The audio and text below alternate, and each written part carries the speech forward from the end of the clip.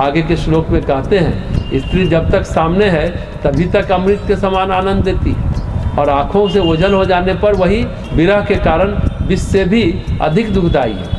स्त्री जब तक नज़दीक रहती है यानी पास में रहती है तब तक मन में अमृत तुल्य सुख प्रदान करती है, अमृत समान आनंद उत्पन्न करती है, और नज़रों से दूर होते ही विष से भी भयानक संताप देने वाली हो जाती है। अगले श्लोक में कहते हैं, प्रियतमा को छोड़कर न तो कोई अमृत है न कोई विष पदार्थ है, क्योंकि अनुरक्त हो जाने पर प्रियतमा ही अमृत लता के समान आनंद देती है, और वही विरक्त हो जाने पर इसकी मंजरी हो जाती है। महाराज भर्तृहरि के श्लोक में स्त्री को अमृत और विष दोनों की संज्ञा दी गई। जब वह हर्षित होती है तो अमृत सुख प्रदान करती है, और जब वह नाराज हो जाती है तो विष की तरह पीड़ा पहुंचाती है। कृपा दृष्टि बनी रहे अमृत है, गुस्सा हो गई तो फिर तो कितना भी करो प्रसन्न नहीं होती है, नज़र फेर ले तो कितना भी आप मनुहार करें वह प्रसन्न नहीं होती है, वह विस्तुल ही रहती है। एक बात यहाँ ध्यान देने की बात है, प्रायः क्या होता है, पति जितना पत्नी को गहना जेवर कपड़े पर खर्च करता है उतना कभी अपने पति के लिए खर्च नहीं करती पत्नी। वैसे आज लड़की भी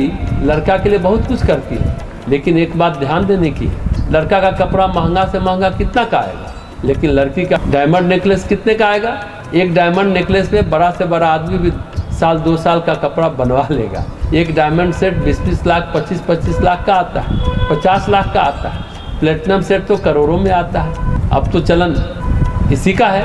हाँ, यह बात जरूर महत्वपूर्ण है, पता करने की है कौन सा गिफ्ट कितना महंगा आता है, कि किसका गिफ्ट ज़्यादा महंगा होता है। शादी में विवाह में भी लड़के के भी कपड़े खरीदे जाते हैं और लड़की के भी खरीदी जाती है, पर लड़की के कपड़े में ज़्यादा खर्च होता है, लड़के के कपड़े में उतना खर्च नहीं होता है। लड़की का कपड़ा ज़्यादा महंगा होता है, इसलिए भर्तृहरि गलत नहीं कहते, बहुत समझदारी की बात कहते हैं कि मिलने पर सताती है, देखते ही सताती है, वह प्रिया कैसे हो सकती है। सचमुच नागिन और चुड़ैल प्रेम करने तो बहुत कठिन होता है। नागिन तो जहर उगलेगी और चुड़ैल तो रक्त चूसेगी। इसमें एक सत्य घटना की चर्चा करते हैं। हमारे मित्र की दादी थी, उनके गुरु स्वामी अमृताश्रम थे, उन्होंने उनसे दीक्षा ली थी। शंकराचार्य ज्योतिर्मठ के उनके गुरु भाई थे, उनके ही पास रहते थे, बहुत बड़े संत थे। सप्ताह में 7 दिन की भिक्षा एक एक घर से आती थी, गांव वाले दे देते थे, वो एक टाइम ही खाते थे, तो एक एक टाइम का कोई ना कोई गांव वाला दे आता था और वह आराम से खा लेते थे। हमारे मित्र भी उनके पास जाते थे। हमारे मित्र को भी उन्होंने योग वासिष्ठ पढ़ाया था।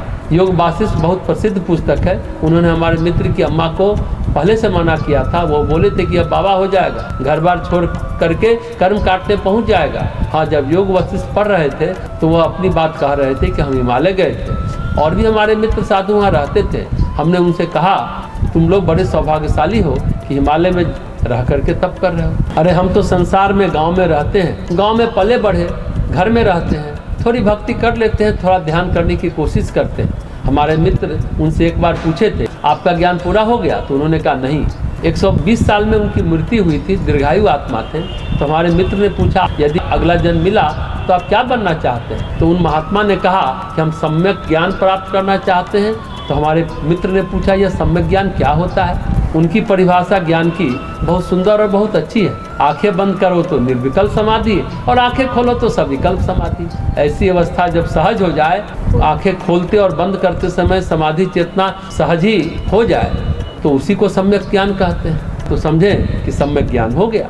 तो जब हिमालय वालों से उन्होंने पूछा तो उन्होंने कहा, अभी हम लोग कोई अच्छा या बहुत अच्छा काम नहीं कर रहे हैं। 2 यक्षिणी सिद्ध कर रखे हैं। वह यक्षिणी नागिन बन करके रहती है, जब अकेले रहते हैं तो स्त्री बनकर रहती है, और जब लोग हिमालय में मिलने आते हैं तो नागिन बन जाती है। महात्मा ने पूछा, दिखा सकते हो?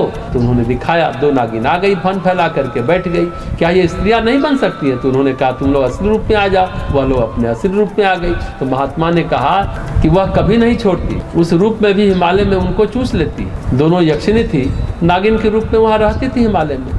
उनको एक और महात्मा मिले, पूछा, आप तो बहुत साधना कर रहे होंगे? तो महात्मा ने कहा, हमने कोई साधना नहीं की, हमें मूर्खता सवार हुई तो हमने अप्सरा को सिद्ध कर लिया। जैसे ही उसका विचार आता है वह फौरन हाजिर हो जाती है, भोग विलास करती है हमारे साथ। और फिर चली जाती है। इसलिए हम कोई साधना नहीं कर रहे।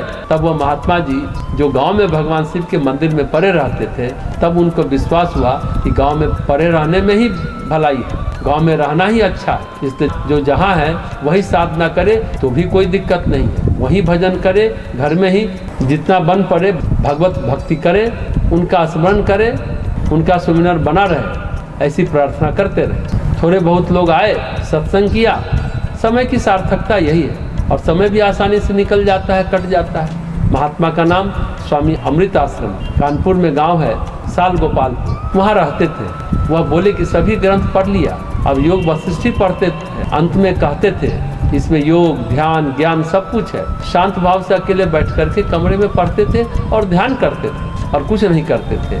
ज़्यादा लोगों से मिलते जुलते नहीं थे, खाना गांव के लोग दे ही जाते थे, सहज भाव से खा लेते थे एक टाइम और आराम से भक्ति भजन में लगे रहते थे। गांव के लोग उनको बहुत आदर भाव से रखते थे, बहुत सरल महात्मा थे, सहज महात्मा थे, प्रवचन वगैरह नहीं करते थे, वे साधना करते। तो महात्मा को भी स्त्री चूस लेती है। सच कहें तो स्त्री नहीं, बेकार हम स्त्री को बदनाम करते हैं। अपनी काम वासना की दुर्बलता ही किसी काम का हमें रहने नहीं देती है।